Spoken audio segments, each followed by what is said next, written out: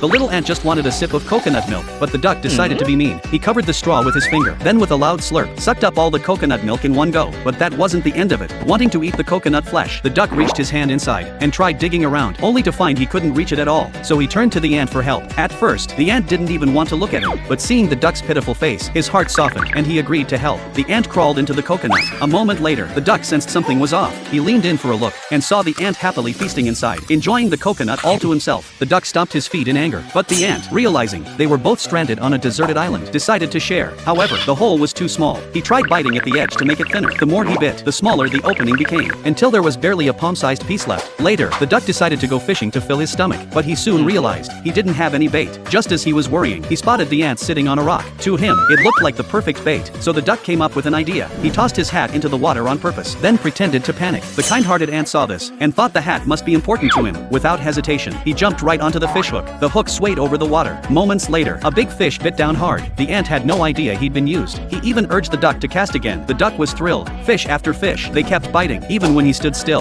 Then the ant happened to look down, and realized the awful truth. He'd been used as bait the whole time. He shook with rage, but when he saw the duck's sincere apology, he softened once again, and forgave him. Together, they grilled the fish, and feasted until they were full. Just then, the duck spotted a yacht in the distance. The ant got excited too, thinking they were finally saved. But to his shock, the duck jumped into the water, and paddled away alone. The ant chased after him, and saw the duck's hat fall into the sand. He ran to pick it up to return it, but when he looked up again, the duck was already gone. The ant was heartbroken. Tears welled up in his eyes. Then suddenly, a fishhook dropped from the sky, swaying gently beside him. It turned out, the duck had gone to intercept the yacht. He might have been greedy and mischievous, but deep down, he had never truly forgotten his little friend.